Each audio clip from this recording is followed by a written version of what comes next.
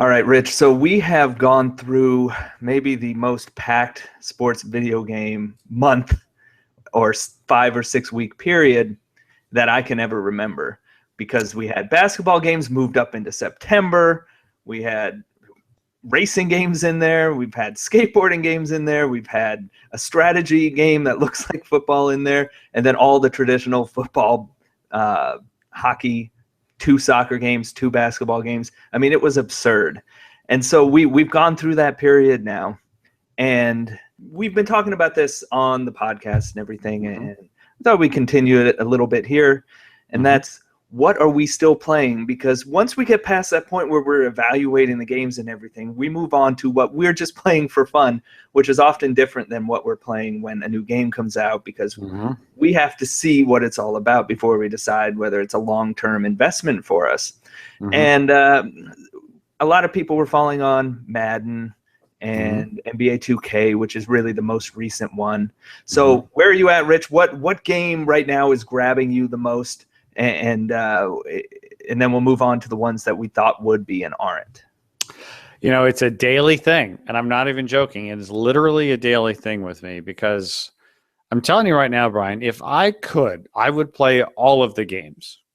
I would play NHL. I would play Pro Evo. I would play FIFA much more than I'm playing them. I would, it's actually funny when I think about it. I play Madden twice a week, and I play it because it's our league.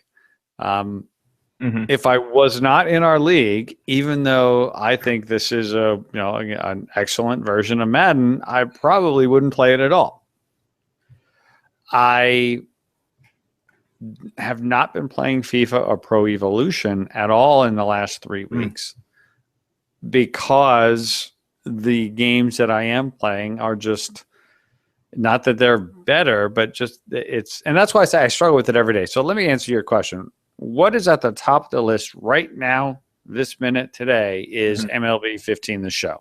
And that is because, absolutely, that is because, as you know from Hit the Pass, I've been playing a virtual season along with the real season, and my virtual team is now in the National League Division Series, as is the real New York Mets. That's who I'm playing with. And so I'm in the division series. In fact, my series is tied 1-1. So, like, if I were going to play a game right this minute, a sports game, it would be MLB 15 The Show. So that's number one, because that's the one that if I'm not doing the treadmill, right, which I'll talk about in a second, if it just everything is, I got an hour to play a sports game, that's the one. I am playing the NBA 2K16 career mode, but that's a treadmill thing for me right now. Like, literally, when I get on my treadmill, that's where I go. But I'm also regularly hopping into Forza 6, which, again, is not a sports game per se, but is a wonderful racing game on the Xbox One that is just perfect for a guy like me who loves a good racing game, but I'm not a super gearhead. But yet they've got all these real cars and all of these real tracks. It's just it's a wonderful thing. So, long-winded answer, it's MLB The Show, but with a couple of quick qualifiers as some other games too. Well, that says a lot, considering the show has been out since April. So yeah, for me, Madden, obviously, we're in the leagues and everything. That's what I'm interested in. When I look at, I kind of compare it to NBA 2K16, which is the other main game I'd be playing right now. NBA 2K16 has so many different things for me to do, whether I want to go in and continue my career, play just ranked online games. We're going to get our online franchise going soon. By the way, right? And that will be a very interesting moment in time. Yeah. Because assuming that thing works, and, then I got to make some more decisions, right? Because the Madden League isn't going to go away. I'm going to have those 2 games a week. But then does that push the show out? And does that push Forza out? That's the wild card, in my potential rotation. Yeah, so many decisions we have to make with our time because of the way everything was so compressed. And we're going to have to go back and have another discussion later on about what games did that really hurt? What games suffered from being in the mix there? And I think that's probably the NHLs and and the NBA Lives and the Pro Evolution Soccer games that were maybe number 2 or number 3 on our lists that we just couldn't get fit in anymore. So I definitely play a ton of NBA 2K16. There's so many different ways, but that also kind of points out to me that we don't have a lot in Madden. We do, is there? It's our league, and everything else kind of falls off the table. It's just not really that intriguing other than our online leagues. And so I wonder if Madden is in a place like its fun factor has continued to carry for me, which is why I keep looking forward to playing those games. But is Madden in a place where they really need to step up next year to offer new, like, innovative content? Because the draft champions worked for a few weeks, and I think after that, people it lost steam for a lot of people. And besides that, there's an Ultimate Team. If you're not into Ultimate Team, there's not a whole lot else in there to do. And so that's why we always bring up, we've continued to play Madden through, for 10 months, 11 months or whatever, but it's because we're playing one mode and there's nothing else. Whereas NBA 2K has all these different things, and it just kind of made me recognize maybe how Madden's behind in that sense. Well, and that's the question. And the thing that we always need to remind ourselves is that we do not necessarily represent the majority, or, I have a feeling, and I don't know, right? But I have a feeling that this year's Madden is probably, I'm sure it sold well, and I know that it does. It generates solid profits for Electronic Arts. I mean, I think the projected profitable, or the projected revenue that it's going to drop onto the top line of Electronic Arts, it's somewhere around $300 to $400 million, right? That's not profit, that's revenue. So yeah. I just don't feel Madden in the sports game zeitgeist right now like I do with NBA 2K and FIFA. But I also don't know that necessarily matters. Because as we heard on last week's Press Row, TJ and Kat are both having a great time playing Madden Ultimate Team. And that might just be sort of where that is where that game is right now. Like the lane that Madden is in right now, as FIFA has been for years, is in the Ultimate Team lane. And thank goodness they do have, for us old guys, the online leagues where we play with our friends. But yeah, I mean, I'm telling you, Brian, that's why I say, like, I'm enjoying this year's Madden. I think it plays pretty well. I mean, there's definitely bugs and stuff, but like, if we didn't have the league, if we did not have the league, I will not be playing Madden. And that is very different than 3, 4, 5 years ago. I would be playing more of the show. I would be playing more of NBA 2K. And I would very likely be playing Pro Evolution / FIFA, right? That's just where my head is with that. Well, and that's, I think, a long-term problem for EA, not just with Madden, but with FIFA also, is that this fascination for many people with Ultimate Team is not going to last forever. It's a fad of sorts, just like mobile gaming, just like certain. Rich, hold on a second. It is, in a sense, because people aren't going to come back every year to drop hundreds of more dollars every year on the same thing. There has to be other reasons to buy the game. Not that many, or I'll correct that. Not everyone is buying these games for Ultimate Team. And if you lose those people, I'm not sure you can support the cost of Madden's license just on people who buy Ultimate Team. If it is, it'll just become a Madden free-to-play Ultimate Team game, and which I think still might be the path they have to take with NBA Live. But people have to buy the game for a reason, and I'm not sure that can be supported just by people who buy it for only Ultimate Team. There has to be other stuff, and that's why a draft champions worked in Madden, but a FUT draft in FIFA really didn't work this year, is because it was just an Ultimate Team feature. So they have to diversify their feature set, or else they're going to lose core people, because I would argue that the heavy Ultimate Team player is not a core buyer of these games. And you saw that with NHL last year. What happened when EA Sports Hockey League was stripped out and the online franchise was stripped out, and and all that. It still had Ultimate Team, but guess what? Its sales dropped by 50%. Sales dropped by 50%, and it still had Ultimate Team. So the idea that they'll be able to get by just with Ultimate Team, I think, is faulty, and I think they're going to have to come up with something new in that regard, and they have to offer different things every year, which is, like we said, that's something NBA 2K's been doing. Not so sure Madden and FIFA have been doing that well enough. Well, I strongly disagree with the word fad, because when I think of fad, I think of something that is just a few months long. Okay. The Ultimate Team lane, I'll just call it the lane, right? We'll stick with what I'm saying. That the lane that the Ultimate Team has been following has transformed Electronic Arts. I mean, again, as we said earlier, Electronic Arts was losing money not that many years ago and had a streak of 2 or 3 years where they were losing money. And digital revenue, a significant portion of it, which comes from Madden and even more from FIFA, from the Ultimate Team modes, has completely transformed them to where, they're going to have somewhere between $750 million to $1.1 billion in profit, not revenue, in profit.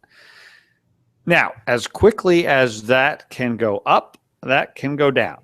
Sure. And so I'm with you on the premise that this is not just going to constantly go up and up and up without continued modifications and adjustments and tuning and making it better.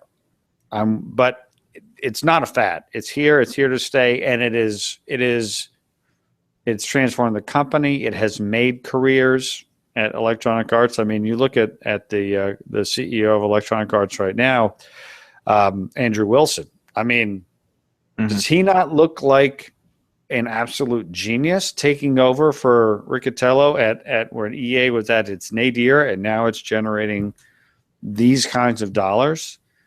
Much of it from the sports division, which he ran before he became CEO. So the real interesting thing, and this is where, again, I'm with you, is where this goes from here.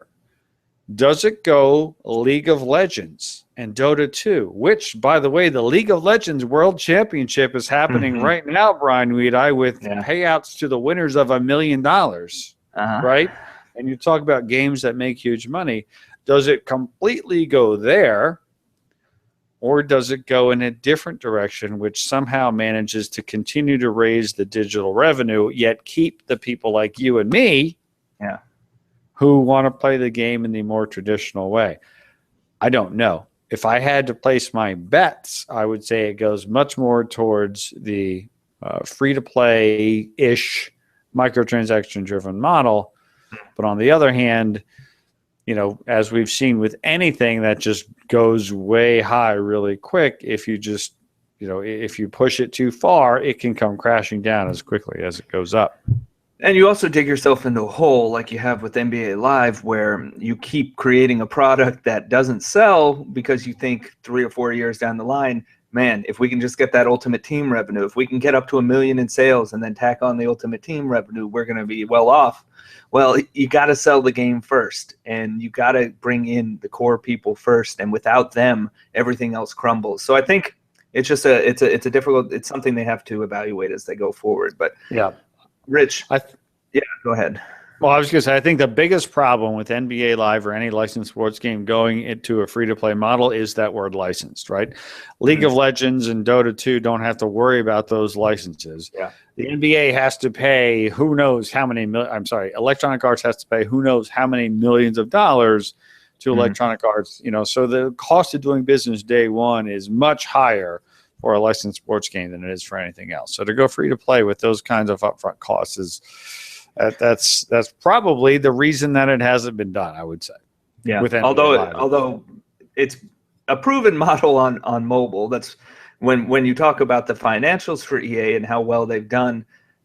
A big part of that is revenue from mobile games, which are free to play Ultimate Team games, FIFA and Madden, both straight up free to play based on the Ultimate Team model. So I think, with a game like NBA Live, that could work just for that reason, because if you're not going to be able to sell the game, nobody's going to be there to spend on a mode. And would they be more likely to say, okay, I'm going to download NBA Live for free and then spend money on Ultimate Team because they didn't have to pay to buy the game, and you've got access to millions of people as opposed to the 150,000 who buy your game. So there's all sorts of different considerations there, and who knows how it would work with the NBA license and if they could actually compete in that manner against NBA 2K, because they try to keep things balanced. But I also have to ask Rich, what is the one game or two games that you thought you'd be playing that you have not been able to really?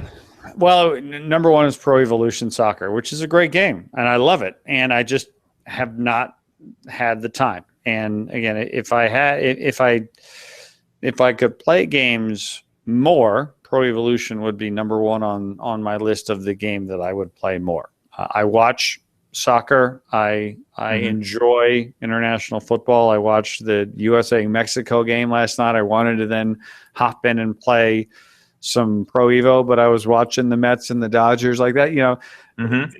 There's only so many things you can do with your time, right? So Pro Evolution, that's the top. NHL also. I have several friends who are playing and enjoying EA Sports Hockey League, and that's the other one. I'm not necessarily saying that I thought that I would, but it's something that is right below Pro Evolution. It's something that I know that if I would be able to play some EA SHL with my friends, I would have fun, but finding the time with the other games in that rotation, it's the other one it's lost out. Yeah. For me, it'd be FIFA because, or one of the games would be FIFA because I did not enjoy it all that much, and I didn't feel like it advanced over the previous year. And if anything, it kind of annoyed me in certain ways. The one that kind of has gotten squeezed out is the show, and I just haven't had the time or motivation to go back in, even though we were enjoying our online franchise so much. And I don't know if anybody else has even played games in there in the last 2 months because of Madden and because of NBA 2K, because we can go down the list. There's just way too much going on at this point, and real sports too. It's funny. Gus Ramsey and I were talking, like, the other thing that's cut down on his and my video game time is the Mets. They've been great, and they've been in this pennant race, and they're in the playoffs. Typically, right about now, I'm playing a lot more video games. You'd be playing out your fantasies on the game of them being in the playoffs instead. Exactly right. Yep. Yeah. So, and conversely, with the Mariners not being that good, your baseball, excitement level is not where it would normally be. And, the show definitely taps it. What's funny to me, Brian, is last year, I played the show through the end of November into December. The Mets were terrible. So it's not just because of the Mets, but definitely the Mets being good and having a great year has definitely even taken that to another level for me with the show. And there's another thing about NBA 2K that does it for me is I don't have an NBA team. In fact, I kind of hate the NBA because of that. I still watch it all the time just because I love sports and everything, but I don't have a strong rooting interest. But we're going to take classic teams into our franchise, Rich, and we're going to play with franchise teams. I don't even know if I'm probably not going to be the Sonics. I don't know. Maybe I will be. I don't know.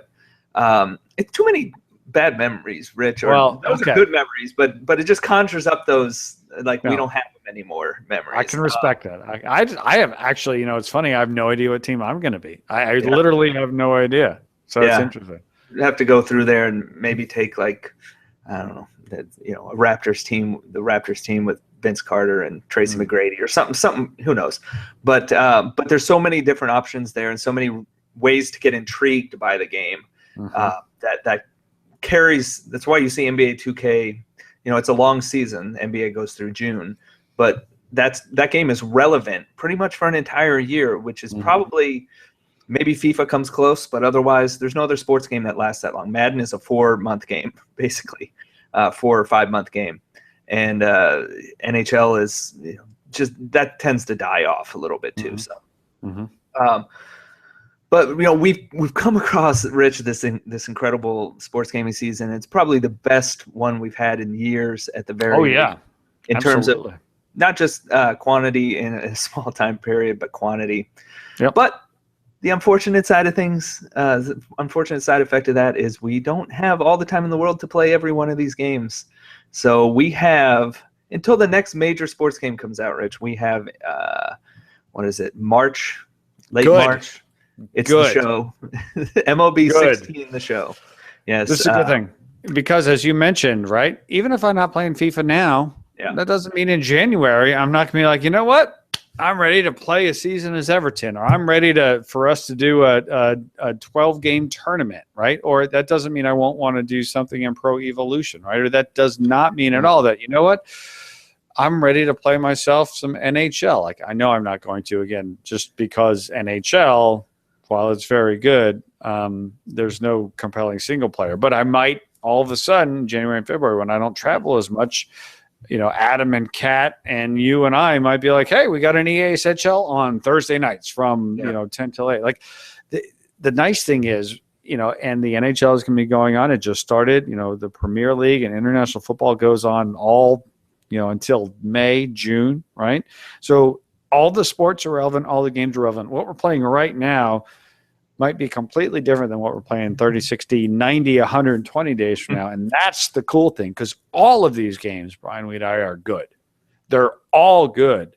There's no bad ones in the bunch. There are some that are better than others, but they're all good. And that's the nice thing about it. The unfortunate part is they all came out at once, but we got a whole year to enjoy them at our own pace, at our own schedule.